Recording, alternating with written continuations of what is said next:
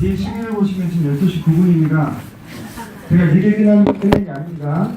시작하는 시간이 12시 9분이니까 참고하시고, 그래도 찬양 시간 안 빼고 가니까 좋네요. 저는 오늘 말씀 원고 다시 최종적으로 살펴보느라 피아노 반주가 빠진 줄도 몰랐어요. 네, 그러다가 소리가 나길래 그때서야 알았습니다. 그래서 오늘 그 메인 반주자 자매님이 아마 사정이 있으셔서 못 오신 것 같은데 제가 백업을 해야 되는데 빠졌는데 좀 양해해 주시고, 말씀이 있는 날은 제가 그렇습니다. 다른 걸 할 수가 없어요. 그래서 듣다 보니까 이거 사람의 솜씨가 아닌데 보니까 우리 은영자매님이 치고 계셨는데 그게 참 좋더라고요. 그래서 이렇게 서로의 부족한 부분을 채워주는 것이 교회의 아름다운 모습이 아닌가 싶은 생각이 들었습니다. 좀 헤아려 이해해 주시기 바랍니다.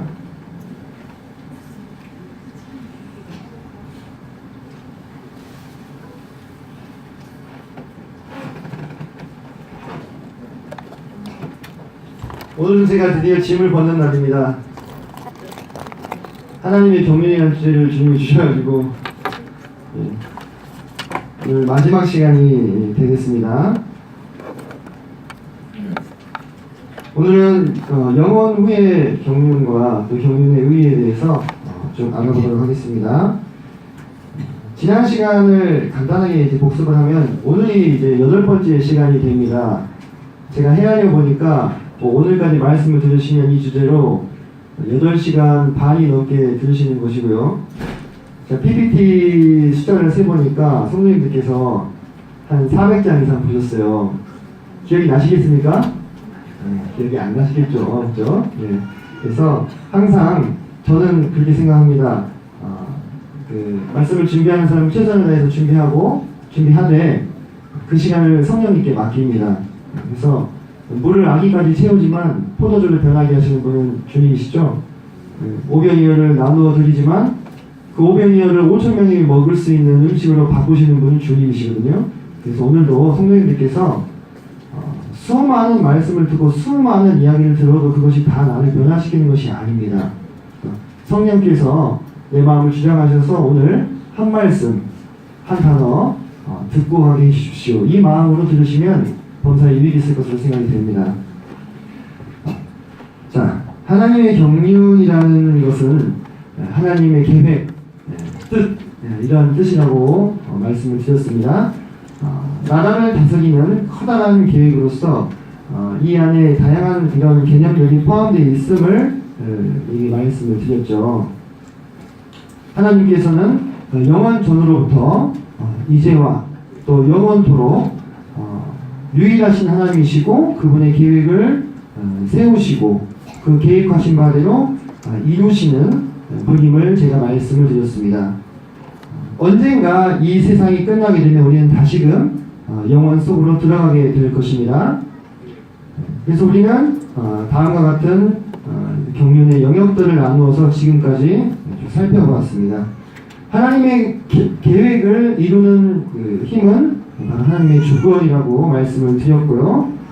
오늘은 마지막으로 영원 후의 경륜에 대해서 잠시 뒤에 알아보도록 하겠습니다. 지난 시간에 제가 그 종말에 대한 경륜을 좀 말씀을 드리면서 너무 분량이 많기 때문에 전부 다 복습을 할 수는 없겠고, 이런 거죠. 우리가 드라마를 보면 지난 시간 생각이 잘 안 나니까 지난 시간 내용을 좀 줄여서 보여주잖아요. 그죠? 그리고 그 해당되는 내용이 나오잖아요. 그래서 마지막에 이 종말의 경륜에서 하나님께서 모든 가증한 것들, 마귀와 사망과 음부를 불못에 던져서 멸망시키시는 것을 우리가 볼 수가 있습니다. 그리고 오늘은 이제 영원 이후의 세계 속으로 들어가 보도록 하겠습니다. 1막이 되겠습니다. 영혼의 경륜은 크게 5가지를 저희가 개관을 할 것입니다. 종말의 경륜을 이야기했을 때 겹치는 부분들도 있을 수 있습니다. 참고하시기 바랍니다. 자, 최후의 영원 세계. 이제 우리가 지금 보고 있는 이 첫 창조에 속한 것이 모두 불타고 다시는 멸망되지 않을, 사라지지 않을 최후의 영원 세계가 나오는 것을 보게 되는데요. 계시록 22장 3절 5절을 잠깐 보시겠습니다.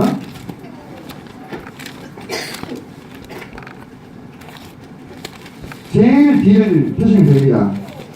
성경 제일 뒤편을.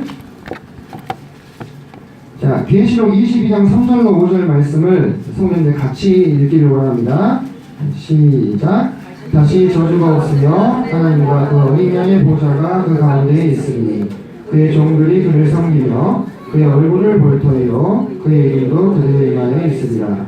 다시 밤이 없겠고 등불과 햇빛이 쓸데없으니 그냥 주 하나님이 그들에게 비치시리라. 그들이 세세토록 왕으로 다니리라. 네, 이것이 우리가 앞으로 영원히 살아갈 세상에 축약된 설명입니다. 우리는 이 구절을 통해서 총 7중적으로 이 세계가 어떠한지를 파악할 수가 있습니다. 먼저 더 이상의 저주가 없다고 했죠. 완전한 무죄의 시대가 됩니다. 하나님의 보좌가 거기 있습니다. 완전한 통치, 그리고 완전한 하나님의 권위가 세워진 나라죠. 종들이 그를 섬긴다고 했습니다. 완전한 복종이 있는 나라입니다. 그리고 우리가 그의 얼굴을 본다고 했습니다. 완전한 교제가 넘치는 곳입니다. 그리고 그 이름이 그 이마에 있다. 완전히 성별된 곳. 밤이 없고 하나님께서 등불이 되시고 해가 되어주시는 그곳. 완전한 축복의 세상입니다. 그리고 저들이 세세토록 왕노릇한다. 완전한 상급이 주어지는 세상입니다. 그래서 이 세상에서 어느 정도 불완전한 형태로 존재하던 모든 것들이 다 완성되고 완전해지는 곳이 바로 이 최후의 영원한 세상이 되겠습니다. 모든 것들의 종결점이 되는 하늘의 나라가 우리를 기다리고 있습니다. 두 번째로 예수님께서 최후의 선언을 하십니다. 우리는 다 이루어졌다라고 하는 표현을 크게 3번 성경에서 찾을 수가 있습니다. 창조의 경륜을 마치시고 천지와 만물이 다 이루어지니라 이렇게 말씀하셨습니다. 이것이 시작이죠. 그죠?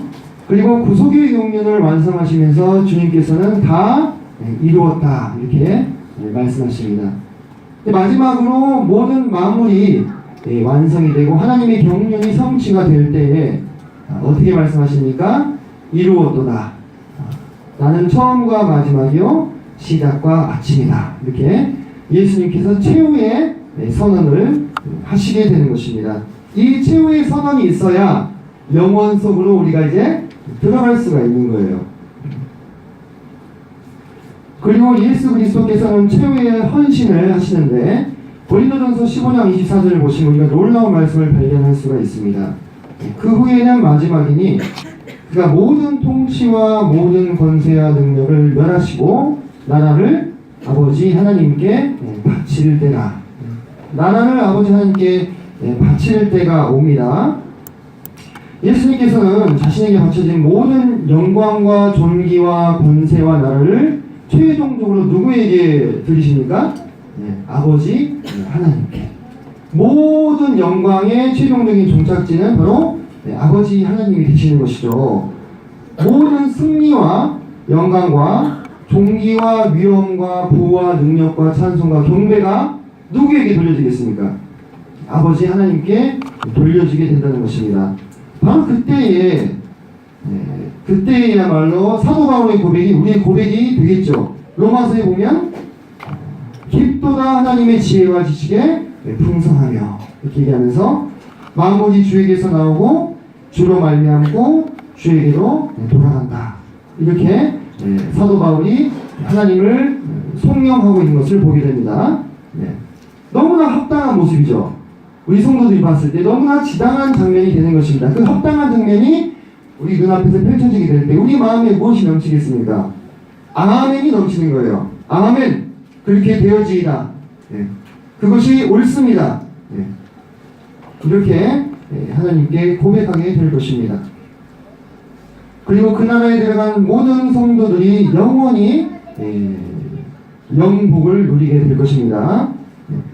지난 시간에도 잠깐 다뤘었는데요. 고통과 슬픔과 죽음과 이 처음 세상에 속한 것이 다 지나가게 되고 성도들이 승리를 얻고 영원히 왕노릇하게 되죠. 그리고 우리에게는 충만한 기쁨과 영원한 즐거움이 약속되어 있습니다. 시편 16편 11절에 주께서 생명의 길을 내게 보이시리니 주의 앞에는 충만한 기쁨이 있고 주의 오른쪽에는 영원한 즐거움이 있나이다. 이 말씀이 그날이 우리에게 응하게 될 것입니다. 우리는 영원토록 그 나라에서 왕노릇하면서 하나님과 함께하게 될 것입니다. 마지막으로 우리는 하나님과의 영원한 교제 속으로 들어가게 됩니다. 자, 여러분, 우리는 교회죠. 그죠? 신부된 교회입니다. 계시록을 보시면 신부로 묘사된 새 예루살렘 성 안에 하나님과 어린 양이 거하고 계시는 것을 보게 됩니다. 이 만물을 충만케 하시는 자의 충만이 되기 위해서 지금도 교회는 지어져 가고 있습니다. 하나님은 그 누구도 본 적이 없습니다. 동의가 되십니까? 성경 말씀 이렇게 나왔습니다. 예? 누구도 보지 못하고. 이게 무슨 얘기입니까? 하나님을 본 사람들이 많이 있잖아요. 하나님의 충만하심이 완전히 다 드러나 있는 모습은 그 누구도 지금까지 본 적이 없다는 뜻입니다. 왜 그렇습니까? 하나님께서 그분의 모든 영광을 다 드러내 보이게 되시면 이 세상과 우주가 그것을 감당할 수가 없는 거예요. 터져버리는 거예요. 쉽게 얘기하면. 사라져버려요. 그 앞에서 흔적도 없이. 그래서 하나님께서는 그분의 광채와 영광을 피조물들 앞에서 다 드러내실 수가 없는 거죠. 그런 차원에서 하나님의 본체를 가감없이 본 자가 아무도 없다고 하는 것입니다. 하늘과 하늘이라도 주를 감당치 못하겠다 이렇게 말씀하고 있죠. 그죠? 그리고 하늘은 내 보좌요 땅은 내 발등상이니 내가 안식할 처소가 어디냐 주님이 이렇게 말씀하셨잖아요. 성도님들 집에 돌아가시면 집에 가셨을 때야 비로소 안식하실 수 있죠. 네. 내가 불편한 양복이나 또는 외출복을 벗어버리고 내 있는 모습을 그대로 다 드러내 볼 수 있잖아요. 그 집에서야 비로소 편안하게 안식하실 수가 있죠. 근데 하나님께서 도대체 어디서 그렇게 편하게 지낼 수 있겠느냐는 거예요. 어디서? 바로 교회 안에서. 하나님의 영원한 안식에 초소가 되는 그 교회 안에서 하나님께서 안식하시게 된다는 거예요. 그러면 우리 교회는 하나님을 둘러싸고 있는 하나님의 초소가 되겠죠. 그 안에서 무엇을 보겠습니까? 하나님의 영광의 지극히 충만한 모습을 가장 가까이에서 보는 거예요. 영원토록. 모든 피조물들이 고대하는 바는 하나님의 아들들이 나타나는 것이거든요. 그죠? 네. 그 하나님의 영광을 모든 피조물들이 갈망합니다. 그것을 보고 싶어 합니다. 근데 누가 보는 거예요, 그것을? 우리 교회가. 네. 성경에 많은 예가 있어요. 하나님의 영광의 아주 작은 조각만이라도 본 사람들이 어떤 반응을 보였는지, 오늘 우리 민구경제님도 유사하게 감사를 드리셨는데, 우리 교회는 영원토록 그것을 바라보면서 즐거워하고 누리게 되는 거예요. 우리가 즐거운 일을 하면 어떻게 돼요? 시간이 가는 줄 모르죠. 그죠? 그래서 우리는 그 가장 가까운 곳에서 하나님의 영광을 매일매일 변함없상한 그분의 영광을 바라보고 교제하면서 시간이 언제 가는지도 모르게 영원의 시간을 보내게 될 거예요. 어떤 분들은 이렇게 얘기합니다. 천국에 가면 구름 위에 앉아가지고 노닥 하다가 과일 주스도 한번 빨아먹었다가 하늘도 돌아다녔다가 너무 심심할 것 같다 이렇게 얘기하시는 분들이 있습니다. 정말 천국에 대해서 아무것도 모르는 분들이죠. 그죠? 천국을 이 세상과 같은 세상으로 착각을 하는 거예요. 우리는 그렇게 살기 위해서 부르심을 받지 않았습니다. 영원히 그렇게 산다고 하면 지루해서 살겠습니까? 그렇지 않다는 거예요. 매일매일 변화무쌍한 하나님의 참 형상을 가장 가까이에서 보면서 쉽게 말해서 하나님의 동거인이 되는 겁니다. 네. 예수님의 신부니까요. 그죠? 네. 그래서 그 영원한 세계 속에서 영원히 영원 속으로 들어가게 될 것입니다. 이게 영원 후의 경륜입니다. 끝이 언제일지 알 수 있을까요? 아무도 모르죠. 아마 끝이 없겠죠. 그죠? 하나님께서 여기까지 우리에게 성경을 통해서 말씀하여 주셨습니다. 자, 하나님의 경륜의 모든 그 영역들을 쭉 다 살펴봤고요. 바로 하나님의 경륜의 의의에 대해서 같이 한번 좀 생각해 보도록 하겠습니다. 성도님들, 이 사진 혹시 기억나십니까? 제가 하나님의 경륜에 대한 첫 번째 시간에 보여드렸던 사진이에요. 순천만 사진이거든요. 해가 져가는 노을역에 강물을 따라 올라가는 한 조각 나룻배의 모습이죠. 제가 그때 그렇게 비유를 드렸습니다. 우리는 하나님의 경륜이라고 하는 강물 위에 뜨인 한 조각의 나룻배와 같다. 우리는. 그래서 오늘 이 시간까지 우리는 그 강물을 따라가면서 우리가 어디까지 흘러왔는지, 현재 나는 누구며 무엇을 위해 살며 어디로 가는지를 탐구한 것입니다. 하나님의 경륜을 계속 들으셨잖아요. 그죠? 그래서 우리는 영원전의 경륜을 들었죠. 그 영원전의 경륜을 통해서 하나님께서 이미 창세전에 우리를 택하시고 부르시고 의롭다 하시고 영화롭게 하셨음을 알게 됐습니다. 내가 하나님을 어떻게 반역하며 하나님께 얼마나 큰 죄를 지을 줄을 다 아시면서도 우리를 버리지 않고 끝까지 택하여 주시고 은혜로 구원하여 주시는, 참으로 사람과는 다른 하나님을 우리가 만나게 되었었죠. 창조의 경륜에서는 어땠습니까? 창조의 경륜을 통해서는 우리는 결코 우연히 존재한 자들이 아니며 조화와 질서의 하나님, 그분의 은혜와 긍휼으로 말미암아 하나님의 영광을 드러내기 위해서 창조된 존재임을 알게 되었습니다. 인류의 경륜에 대해서 들으셨죠? 인류의 경륜을 통해서 우리가 무엇을 배웠습니까? 우리는 이 세상을 거쳐간 수없이 많은 사람들 중에서 가장 존귀한 분이 무엇으로? 교회로 부르심을 받은 자들임을 알게 됐습니다. 세계 경영의 경륜을 또 들으셨습니다. 떠올려 보시기 바랍니다. 그것을 통해서 우리는 하나님께서 많이 인간 나라를 다스리시면서 인류를 시험하심으로써 그 사람들을 구원할 수 있는 분이 누구밖에 없다는 사실을, 오직 하나님밖에 없다는 사실을 증명하셨습니다. 그리고 우리는 가장 은혜의 시대를 살아가고 있는 자들임을 알게 됐습니다. 구속의 경륜을 통해서 사랑의 추적자 하나님께서 내가 하나님을 알기도 전에 내 인생 가운데 꾸준히 나를 추적하시고 나에게 그분의 사랑을 퍼부어 주심으로 내가 그분의 사랑 앞에서 굴복하고 구원받을 수 있게 인도하셨음을 알게 되었습니다. 종말의 경륜을 통해서는 이 세상의 마지막이 어떻게 될지를 알고 오늘의 내가 어떤 자세로 살아갈 것인지에 대해서 지혜를 얻게 됐습니다. 영혼의 경륜을 통해서 방금 전에 앞으로 우리에게 주어질 영생과 복락에 대해서 듣게 됐습니다. 종합하여 보면, 성도님들, 종합하여 보면 우리가 하나님의 경륜을 쭉 들으면서 알게 된 하나님이 어떤 존재이신가요? 참으로 이 세상에 비길 존재가 있겠습니까? 이 하나님과? 이 하나님처럼 은혜와 진리, 자비와 위엄, 겸손과 영광이 공존하고 있는 존재가 있습니까? 없죠. 비길 수 있는 존재가 이 세상에 없다는 것입니다. 이토록 질서와 조화와 능력과 신비의 하나님이 어디에 있단 말입니까? 우리가 지금 믿고 섬기고 있는 이 하나님과 같은 그런 존재는 이 세상에 아주 없다는 거예요. 누구를 하나님께 비길 수 있겠습니까? 그렇죠? 바로 그 하나님께서 친히 계획하신 그 경륜 안에, 친히 품으신 그 뜻 안에 우리를 불러주셨다는 거예요. 그 비길 데 없는 그 존재께서 그분의 계획을 성취하시는 데에 우리를 불러주셨다는 거예요. 이게 얼마나 감사하고 놀라운 일이겠습니까? 예수님께서 그분의 두 제자를 부르실 때에 나를 따라오라 이렇게 말씀하셨어요.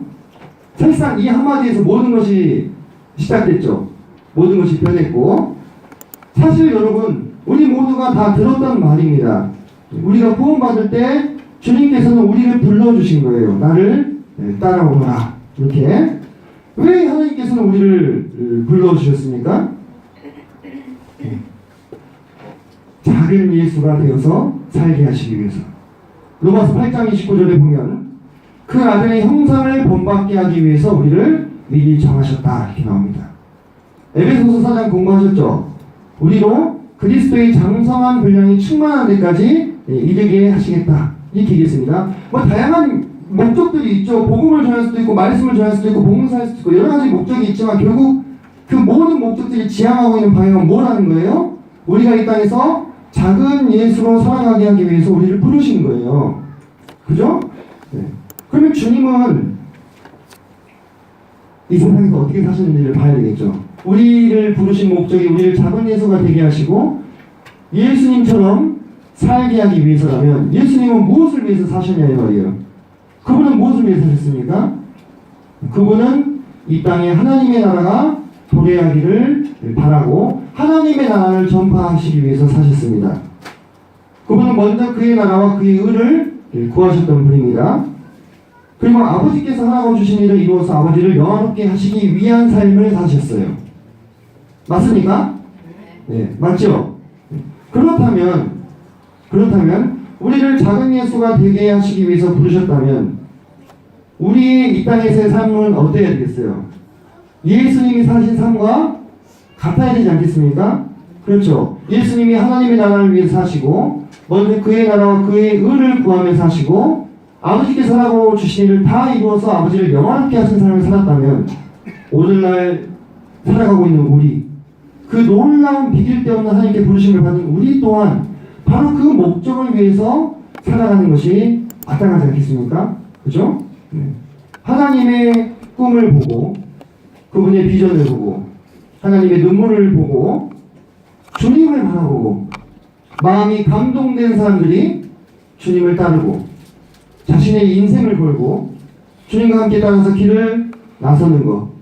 그래서 우리도 주님처럼 아버지께서 우리에게 하라고 주신 일을 다 이루어서 아버지를 영화롭게 하여 드리는 것.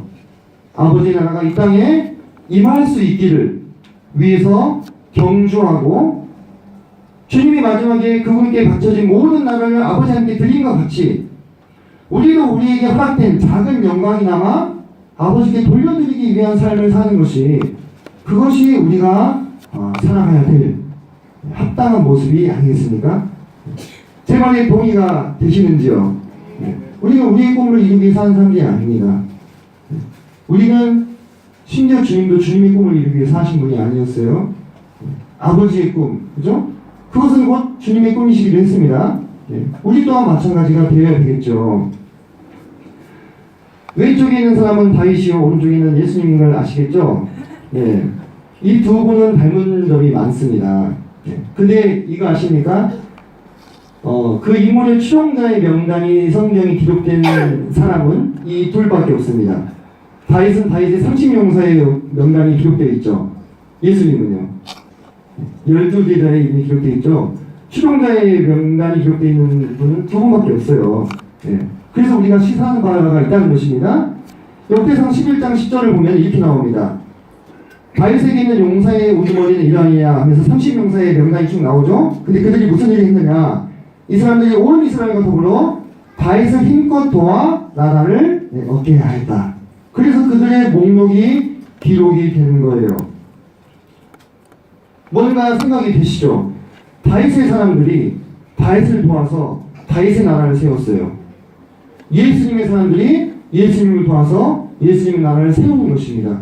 그게 우리가 오늘 살아가야 될 모습이 되겠죠. 우리가 꿈꾸는 세상은 이 현세의 유토피아가 아닙니다. 그렇죠? 우리는 이 세상을 더 나은 세상으로 만들기 위해 사는 사람들이 아닙니다. 왠지 아십니까? 우리는 이 세상에 속한 사람들이 아니기 때문입니다.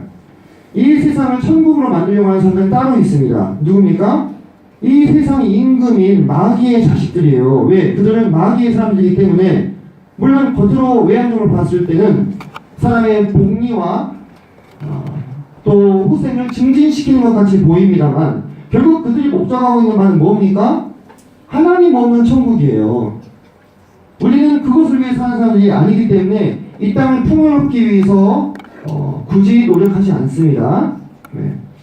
오히려 우리는 하나님의 나라가 이 땅에 도래하기 위해서 사는 사람들입니다. 그래서 이 역대상 9장에 보면은 다윗이 각각의 신분과 능력에 따라서 역할을 나눠주죠. 뭐 찬양기도 세우고 문지기도 세우고 고지기도 세우고, 그죠? 그렇게 하는 것처럼 우리 각자 또한 주님의 나라를 위한 위해서 맡은 직분이 있다는 것입니다. 그것이 다른 이들이 보기에는 뭐 혹 하찮을지 몰라도 혹 작은 일일지 몰라도 그것은 사실 중요한 게 아닙니다. 중요한 건 뭡니까? 무슨 일을 하느냐가 아니라 누구를 섬기느냐예요. 그죠? 대통령을 섬기면요 복사하는 일도요 아주 중요한 일이 됩니다. 그렇지 않습니까?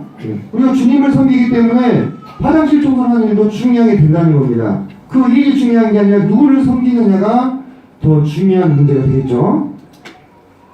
그래서 주님께서는 우리에게 아무것도 주시지 않고 그분을 섬기는 삶을 살라고 하시지 않았어요. 많은 것들을 주셨죠. 그 중에서 특별히 우리에게 은사를 주님은 주셨습니다. 그 은사를 무엇을 주실지, 얼마나 주실지는 우리가 정하는 것입니까? 아니죠. 그것은 온전히 주님의 주권에 속한 문제예요. 그래서 이 은사를 우리에게 주신 것은 우리로 하여금 선한 일을 하게 하기 위함입니다. 그래서 우리는 우리가 받은 바 이 은사를 아주 유념해야 될 필요가 있습니다. 왜냐하면 이것이 바로 이 땅에서 주님과 같은 삶을 살게 하시기 위해서 주님이 우리에게 주신 중요한 자원이기 때문에 그렇습니다. 제가 오늘 뭐 주제가 은사는 아니지만 간단하게 각각의 은사를 군대의 각각의 병과에 비유해서 한번 설명을 해드리겠습니다. 잘 들어보시고 나는 어디에 속했는가 생각해 보시기 바랍니다. 먼저 전도자는 어떤 사람입니까? 이들은 군대로 치면 보병이에요. 기갑, 탱크. 이들은 행동파입니다. 깃발을 꽂는 사람들이에요. 앉아있는 것보다는 일단 움직여야 돼요. 이분처럼요. 제가 뭐 개인의 신상을 위해서 모자이크 처리를 했습니다. 또는 이분처럼 먼저 나서서 움직이셔야 되는데 이분들의 전장은 어디예요? 바로 복음을 전파하는 그 현장이 그들의 싸움터가 되는 것입니다. 이해가 되십니까? 그들은 깃발을 꽂아요. 예, 죄송합니다. 지금 괜찮으신가요? 예. 빨리 말씀해 주시기 죄송합니다. 자, 그래서 이분들의 전쟁터는 바로 복음이 전파되는 현장이 됩니다. 그들 영혼의 마음속에 예수 그리스도의 깃발을 꽂는 분들이죠. 자, 그런데 또 이런 분들이 있어요. 믿음으로 특별히 기도하시는 분들. 이들은 항공이나 포병에 해당이 됩니다. 멀리서 포탄을 쏴주는 겁니다. 잘 생각해 보세요. 전도자들이 열심히 복음 전해가지고 영혼을 구원시켰다고 생각했는데 나중에 하늘나라 보니까 뒤에서 빵빵 포를 쏴가지고 그 영혼을 굴복시킨 자들이 상급을 이렇게 돌아가게 될 것입니다. 그래서 여러분들 보이지 않는 곳에서 기도하는 것이 이렇게 큽니다. 큰 위력을 발휘하게 됩니다. 하지만 지금은 눈에 띕니까? 지금은 눈에 띄지 않잖아요. 그죠? 하지만 그 나라에 가게 되면 우리가 보게 될 것입니다. 이 믿음의 은사자들의 전장은 어디겠습니까? 싸움터는 골방이 되겠죠. 그죠? 이분들은 무릎으로 싸우시는 분들이에요. 그리고 교사의 은사자들은 어떤 사람들입니까? 이들은 마치 군대에 가면 신병교육대가 있어요. 새로 들어온 병사들을 훈련시켜가지고 강인하게 만들어서 다시 전쟁터로 내보내죠. 그런 역할을 하는 겁니다. 그리고 여러가지 정보들을 모으고 계획을 수립하고 그것들을 또 전파하는 역할을 하는 자들이 바로 이 교사의 은사자들입니다. 이들의 전쟁터는 어디 있습니까? 서재입니다. 서재. 그냥 엉덩이에 윤기가 그냥 반들반들 날 때까지 의자에 앉아 있어야 되는 사람들이죠. 저희 집 서재인데 좀 난장판이죠, 그죠? 전투가 한참 벌어지고 있어서 그렇습니다. 제가 이 말씀 준비하면서 한 장 찍었는데 이런 곳이 되겠습니다. 목자의 은사자들은 무슨 일 하겠습니까? 그들은 교회 안팎으로 막힌 곳에 다리를 내는 사람들입니다. 공병들이 하는 일이죠. 그리고 적의 공격으로부터 양들을 보호하는 사람들이에요. 오른쪽에 보이는 사진은 방공인데 하늘로부터 날아오는 미사일이나 항공기를 막는 무기입니다. 목자들이 바로 이러한 일들을 하죠. 그래서 나이가 많건 작건 자기에게 맡겨진 양들을 돌아보는 자들은 목자가 되는 것입니다. 그리고 우리가 전쟁을 하다 보면 어때요? 필연적으로 사상자가 생깁니다. 그 사상들을 고쳐주고 또 후방으로 후송시키고 그런 역할을 하는 부대가 따로 있죠. 의무대라고 합니다. 위로와 긍휼의 은사자들이 그 일을 하시는 겁니다. 주님을 섬기다가 복음을 전하다가 안팎으로 마음의 상처를 입고 어려움을 겪고 지친 성도들을 위로하고 돕는 역할을 하는 것입니다. 이들의 전장은 어디겠습니까? 성도들의 집이 되는 것이죠. 그죠? 이들의 중요한 무기는 핸드폰과 전화기입니다. 자주 연락을 해야 됩니다. 그죠? 그리고 그냥 싸울 수 있습니까? 그냥 싸울 수 없어요. 군인은 어떻게 해야 싸울 수 있어요? 먹어야 되고 무기가 있어야 싸울 수 있습니다. 그래서 재정과 군수 병과는 바로 그런 일들을 담당합니다. 우리 이성훈 형제님이 한 일이 이겁니다. 그래서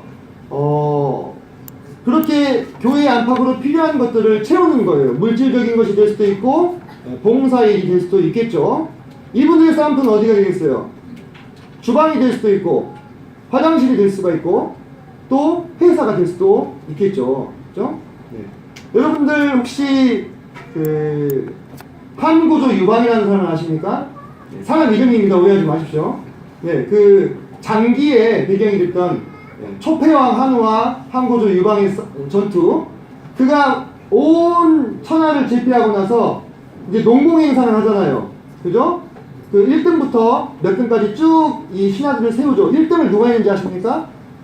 1등을 소화라고 하는 사람이 있습니다. 근데 이 소화가 한 일이 뭔지 아십니까? 바로 군수지원이었어요.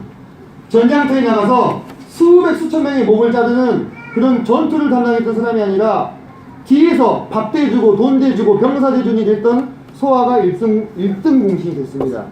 이게 무슨 얘기, 이게 뭐겠어요? 우리 시사하는 바가 있다는 것입니다. 앞서서 나와가지고 복음 전하고 말씀 전하고 이런 분들만 대단해 보이셨습니까? 우리는 하늘나라에 가면은 좀 달라지는 장상을 보게 될 수 있을 것입니다.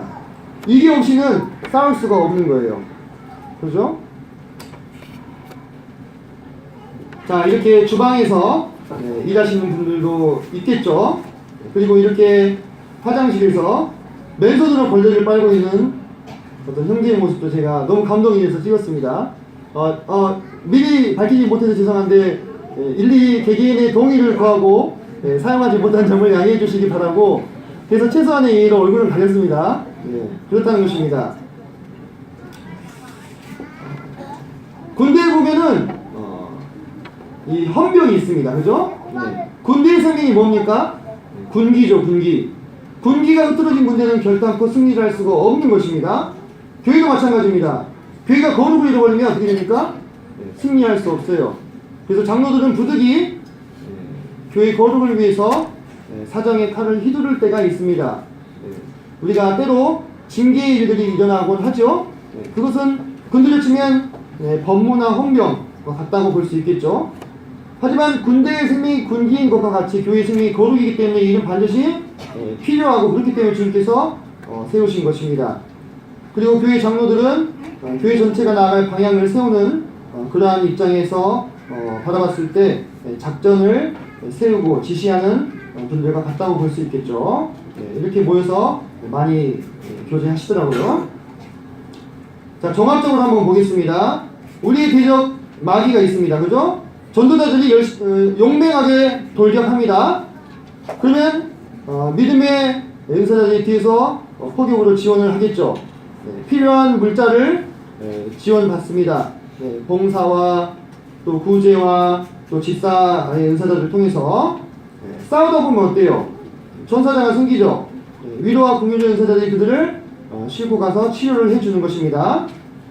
그리고 교사의 은사자들은 새로 거듭난 성도들뿐만 아니라 또 기존의 성도님들께 믿음의 담력을 얻도록 열심히 훈련을 시킨다고 하면 좀 그렇네요. 섬깁니다. 그러면 목자의 은사자들은 다리를 놓고 그 양들을 보호하고 지키는 일을 하는 것입니다.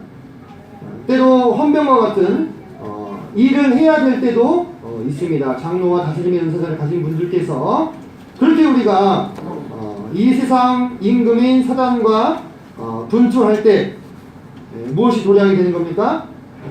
하나님의 나라가 이 땅에 도래하게 되는 것입니다. 바로 그때까지 우리는 계속해서 우리의 싸움을 싸워 나가야 하는 것입니다. 여러분, 성도님들은 무슨 병과로 부르심을 받았습니까? 내 병과가 어딘지 아십니까? 아셔야 됩니다. 왜?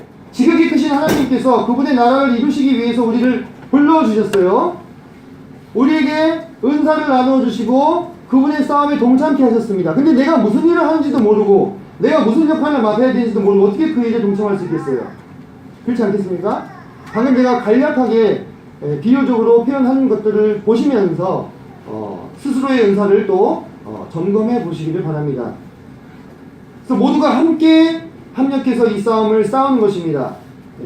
저는 이 사진을 그렇게 좋아하진 않습니다만 그냥 목적 필요해서 넣었습니다. 사단 마귀가 어찌 주님의 상대가 될 수 있겠어요. 그죠? 그의 패배는 예정되어 있는 일이죠. 하지만 아직 마지막이 도래하지 않았기 때문에 이 전쟁은 지금도 여전히 계속되고 있습니다. 제가 방금 전에 언급해드렸던 이 은사들이 모두 모여있는 곳이 어디입니까? 바로 교회죠. 교회. 그죠? 바로 그 모든 은사가 집합되어 있는 곳이 이 교회입니다. 이 교회는 하나님의 승부수입니다. 하나님께서 친히 택하신 그분의 도구가 되겠습니다. 그렇기 때문에 교회 안에는 손님이 있을 수 있겠습니까? 교회는 손님이 있을 수 없는 거예요. 왜? 교회는 하나님의 승부수니까. 교회에 손님이 있습니다. 누구죠? 구도자입니다. 구도자는 엄밀히 얘기해서 교회가 아니죠. 그죠? 그래서 교회 안에서는 손님이 있을 수가 없고 있어서도 안 됩니다. 내가 손님인지 교회인지 어떻게 구분하는지 아십니까? 내가 섬기고 있으면 교회예요. 내가 대접받고 있으면 뭐예요? 손님이 되는 것이죠. 그죠? 그래서 우리가 받은 바, 우리의 은사가 크든 작든 그건 중요한 게 아니에요. 우리 주님이 뭐라 말씀하셨어요? 과부의 2렙돈을 가장 크다고 말씀해 주신 분이에요.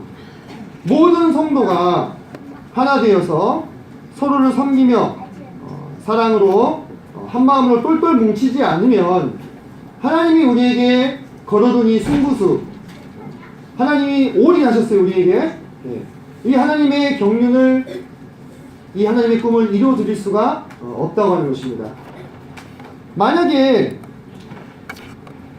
우리가 하나님의 꿈을 이루어드리지 못하고 모래알같이 흩어져 버리고 만다면 어떻게 되겠습니까? 얼마나 사단마귀가 비웃고 좋아하겠어요.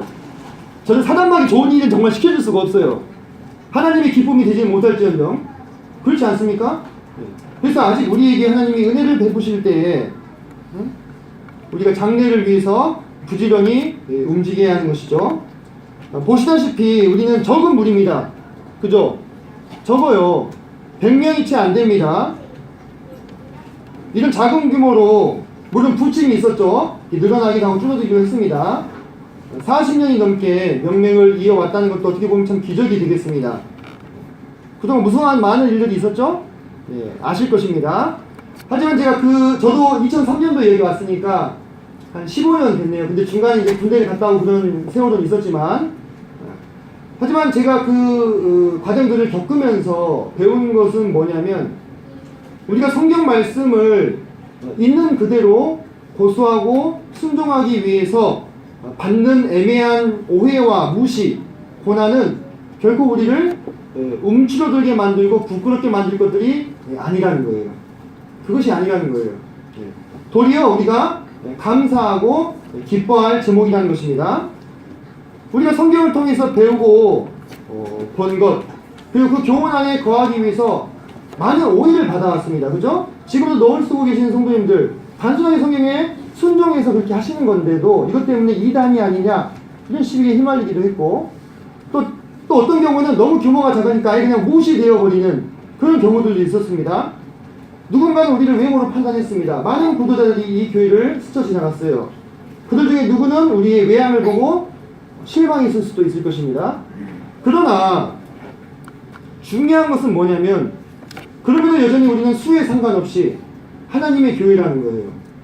그럼에도 우리는 여전히 우리가 받는 핍박이나 불필요한 오해와는 무관하게 하나님의 말씀을 믿고 참되게 순종하기 위해서 힘쓰고 있다는 것입니다. 동의가 되십니까, 성도님들? 네. 그 성경이 우리에 대해서 뭐라 말하고 있습니까? 같이 읽어볼까요? 네, 시작.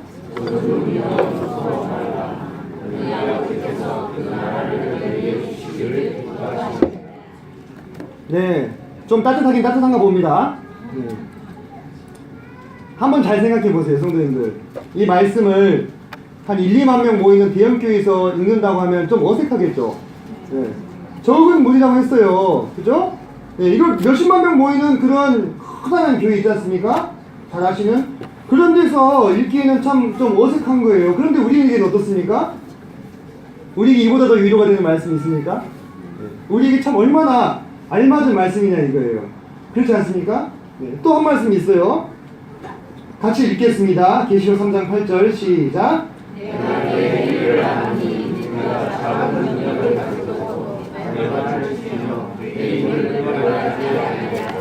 아멘. 몇천 명 다니는 교회에서 기도하지 않고도 인맥, 금맥, 시스템으로 모든 일을 다 해결할 수 있는 교회에 이런 표현이 어울리겠습니까? 작은 능력을 가지고도. 이 말씀은 특별히 빌라델피아 교회에 주신 말씀인데, 우리가 빌라델피아 교회가 대략 한 30에서 40명 정도 모이는 교회라고 추산을 합니다. 모이는 교회였다고. 그리고 우리보다 더 작아요. 그런데도 예수님의 이름을 배반치 아니하고 작은 능력으로 하나님의 말씀을 지켰다는 것입니다. 이런 말씀들이 어때요? 우리에게 이보다 더 황송한 칭찬이 있겠냐 이 말이에요. 그렇지 않아요? 그래서 우리가 적은 무리임에 우리가 작은 능력을 가졌으면 오히려 기뻐하였으면 좋겠습니다. 왜 그렇습니까? 이제 우리를 통해서 뭔가 선한이 이루어지게 된다면 이건 우리의 힘으로 된 게 아니라 하나님의 힘으로 되었다는 것이 증명이 되지 않겠어요? 왜 하나님이 기드온에 300명성만 남기셨냐 이거예요. 3만 명이 왔는데 3만 명이 싸워서 이기면 자기들이 잘 싸워서 이기라는 거예요. 300명이 가서 이기면 어떻게 돼요? 하나님이 하시는 이기는 겁니다. 그래서 이 교회가 소망이 있는 겁니다. 이 교회가 작아서 소망이 있는 겁니다. 이 교회를 통해서 하나님이 이루어지게 되면 하나님의 이름이 영광을 받게 되시는 거예요. 그래서 제가 성도님들을 향해서 좀 주제 넘는 이야기를 아뢰려고 합니다. 저를 좀 용납해 주시기 바랍니다. 사랑하고 존경하는 노 부치님 모치님께 아뢰입니다. 긴장하지 마십시오. 혼내는 거 아닙니다. 눈에 보이는 게 무엇이죠? 석양. 네, 석양이죠. 석양. 너무 아름답죠. 네, 석양을 많이 보셨을 것입니다. 근데 실상 이 석양은 지는 해가 만들어내는 풍경입니다. 그렇죠? 지는 해가. 하지만 지는 해가 만들어낸다고 해서 이 석양을 천대하거나 무시하는 사람은 이 세상에 아무도 없습니다. 마음이 있고 감정이 있다면 이 석양을 바라보면서 무엇을 느껴요? 아름다움을 느끼는 거예요. 우리 노 부치님과 모치님들의 신앙이 이와 같이 석양처럼 아름다워지시기를 정말 소망합니다. 어떻게 이렇게 될 수 있겠습니까? 부치님과 모치님께서 삶의 마지막 순간까지 나의 십자가를 지고 충성되게 주님을 섬기신다면 하나님께서 반드시 부치님과 모치님의 인생을 이 석양과 같이 아름답게 만들어 주실 거예요. 정말 그럴 것입니다. 그리고 연수한 자들을 산처럼 둘러서 보호하여 주시고 뒤따라가는 자들의 표대가 되어 주시기를 청합니다. 사랑하는 우리 존경하는 중년 형제 자매님들께 아닙니다. 중년 형제 자매님들 무엇이 보이십니까? 커다란 나무가 보이시죠? 집이나 건물이나 뭐가 중요해요? 대들보와 기둥이 중요하죠. 우리 중년 형제 자매님들은 이와 같은 거예요. 이 대들보와 기둥 같으신 분들입니다. 성도님들은 교회의 허리와 힘의 근원입니다. 허리가 튼튼해야 사람이 어때요? 제구시라는 법이에요. 교회가 튼튼하려면 우리 중년 형제 자매님들께서 건실하게 서 계셔야 마땅한 것이죠. 성경 속에 보면 레바논의 백향목이 나옵니다. 그 레바논의 백향목은 어느 건설 현장에 갖다 놔도 어때요? 대들보와 기둥으로서 톡톡이 쓰임을 받고 그 향기를 발하게 됩니다. 우리 중년 형제 자매들의 신앙이 참으로 그 레바논의 백향목과 같기를 이 시간 기원을 드립니다. 이 믿음의 굳게 서서 항상 강건하시기를 위해서 기도합니다. 청장년들이 뒤에서 지켜보고 있습니다. 그리고 뒤따라갈 것입니다. 사랑하고 친애하는 우리 청장년 형제 자매님들께 구합니다. 건물에 대들보만 있고 기둥만 있고 석가래가 없으면 지붕을 얹을 수 있겠어요? 석가래는 이 사람들 이렇게 뻗어나온 걸 말하는 거예요. 네. 고들장은 깔렸는데 아궁이가 없으면 불을 지피겠습니까? 네, 못하겠죠?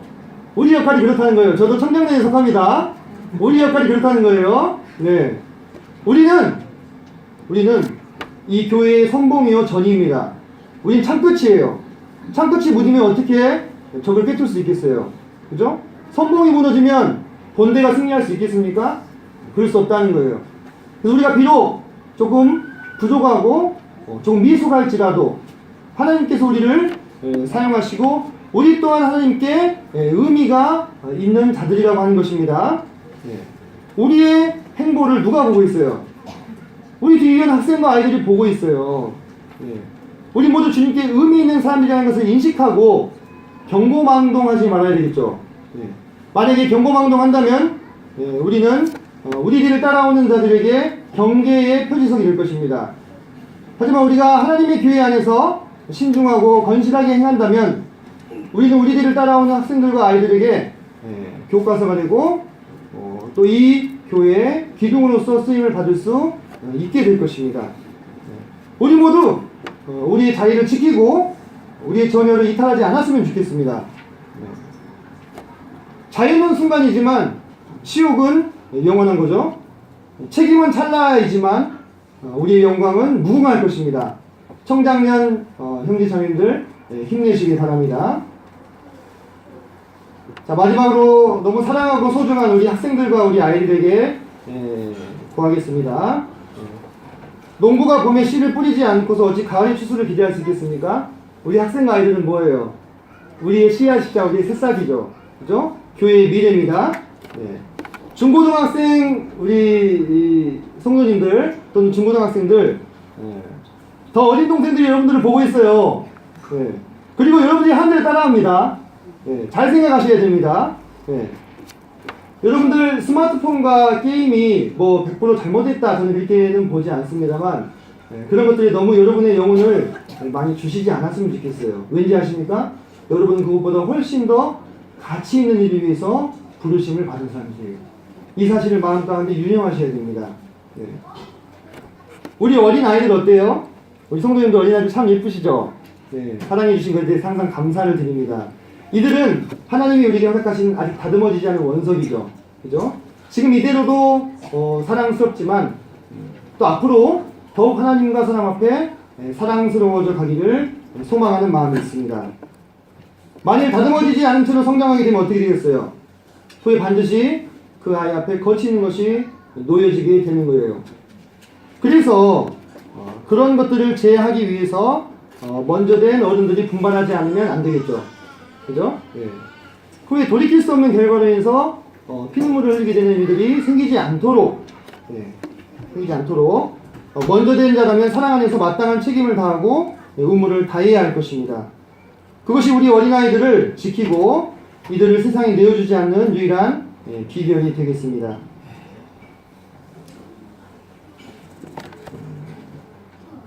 저는 하나님의 경륜에 대해서 묵상하고 준비하면서 이 하나님의 경륜은 곧 하나님의 꿈임을 새삼 생각해 보게 됐습니다. 그리고 저도 그 하나님의 꿈을 따라서 동일한 꿈을 꾸게 됩니다. 이것은 저만의 꿈은 아닐 것입니다. 제가 그래서 시 한 수 지었습니다. 성도님들께 낭송을 해드리겠습니다. 저희 꿈이 여러분들의 꿈과 같은지 한번 확인해 보시기 바랍니다. 내가 꿈꾸는 교회, 하나님의 꿈을 이루는 교회, 길 잃은 영혼들에게 구원의 길이 되는 교회, 진리의 기둥과 터가 되는 교회, 사람들의 눈과 귀와 마음을 열어주는 교회, 성경에 대한 차가운 의문이 풀리는 교회, 위로와 격려뿐만 아니라 답과 뜻을 들을 수 있는 교회, 내 편 들어주는 교회가 아니라 하나님 편을 드는 교회, 마지막 때 성도들의 방주와 방패가 되는 교회, 찬양과 감사와 간증과 간식이 넘치는 교회, 사랑의 온기로 따뜻한 교회, 그래서 다시 오고 싶은 교회, 떠올리면 눈물 나고 콧물 나고 기억나는 교회, 주님이 세워가시는 교회, 주님만 세워주시는 교회, 오직 하나님만 영광의 꽃길 걸으시는 교회, 하나님의 꿈이 이루어진 교회. 바로 이 작은 우리 교회. 사진에 찍어야 되겠어요? 네. 여러분, 이것이 저만의 꿈입니까? 네. 우리 성도님들 모두의 꿈이시죠? 올드팝 좋아하시는 분들, 혹시 존 레논의 이매진이라는 곡 아십니까? 네. 아시는 분들도 있겠고, 저는 그 사람이 꿈꾸는 세상에 동의하는 사람은 아닙니다만, 그 노래 가사 중에서, 동의가 되는 가사가 있었어요. 네. 그가 아주 이상적인 세상을 노래하면서 이렇게 얘기합니다. You may say I'm a dreamer. 이렇게 얘기합니다. 당신은 내가 아마도 몽상가라고 말할지도 모르겠어요. But I'm not the only one. 이렇게 얘기합니다. 하지만 그런 사람이 나만은 아닐 거예요. 이렇게 얘기합니다. 자기가 꿈꾸는 세상을 꿈꾸는 자들이 자기만은 아닐 거라는 거예요. 어떻습니까, 성도님들?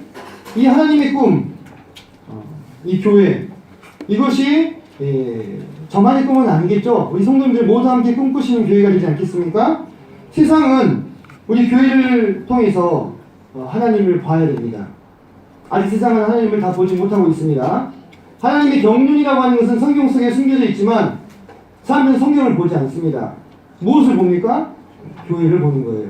그래서 우리 교회는 하나님의 경륜, 하나님의 꿈을 실물 교회로서 이 세상의 사람들 가운데 보여주어야만 하는 것입니다.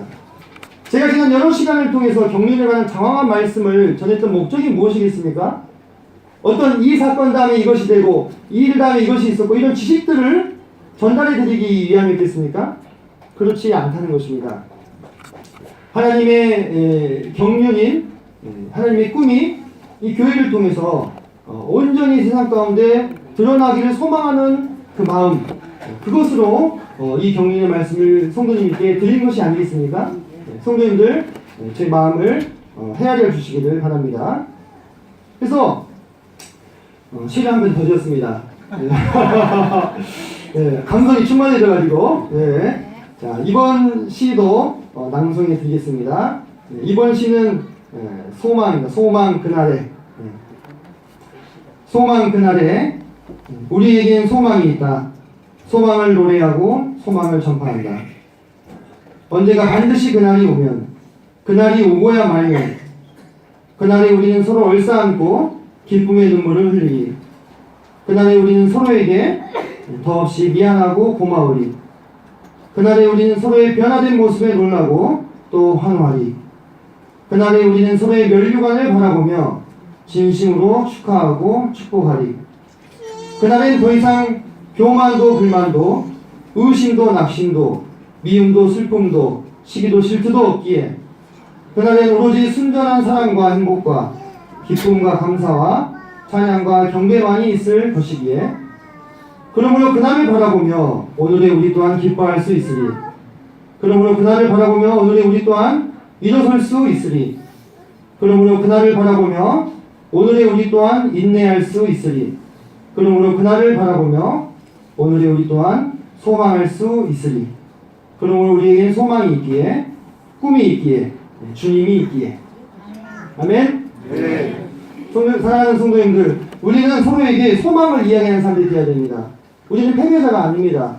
이미 우리 주님께서 승리하셨고 우리의 마귀가 정죄받은 사실이 요한계시록에 증거가 되고 있습니다. 우리는 승리자들이에요. 소망이 있어요. 그 소망을 향해서 지금 나아가고 있는 중입니다. 하나님의 경륜이라는 그 강물을 따라서 이 동북교회라는 이 나룻배가 흘러가고 있는 것입니다. 언젠가 반드시 그 소망의 항구에 닿았을 때 우리에게 이와 같은 날들이 허락되지 않겠습니까? 서로 얼싸안고 기쁨의 눈물을 흘리면서 그때 참 미안했네, 그때 참 고마웠네 얘기하고 감사하고 우리 주님께 함께 경배하고 동북교회 나오세요! 네! 하고 이렇게 손 흔들면서 하나님의 상급을 나누는 그날이 있기 때문에 오늘의 우리가 힘을 낼 수 있다고 하는 것입니다.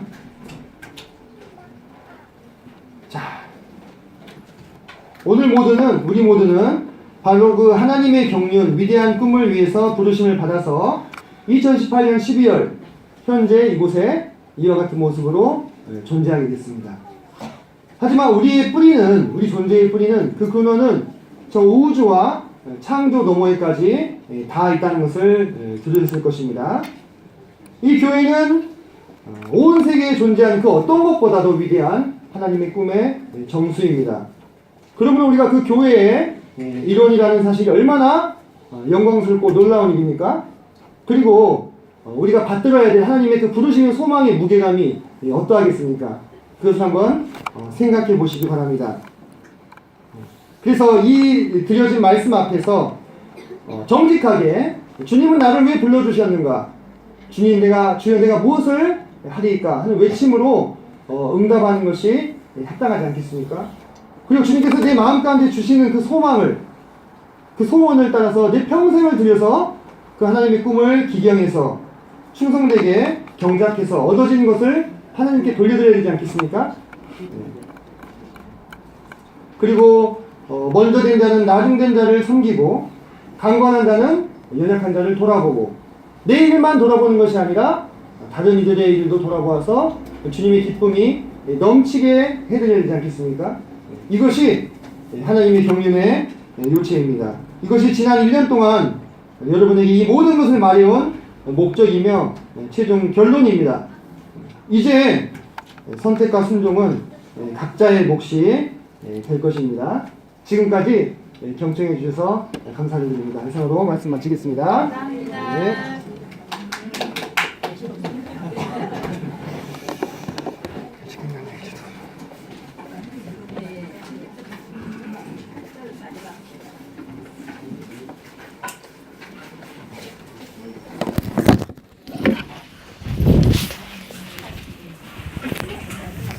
네, 감사합니다.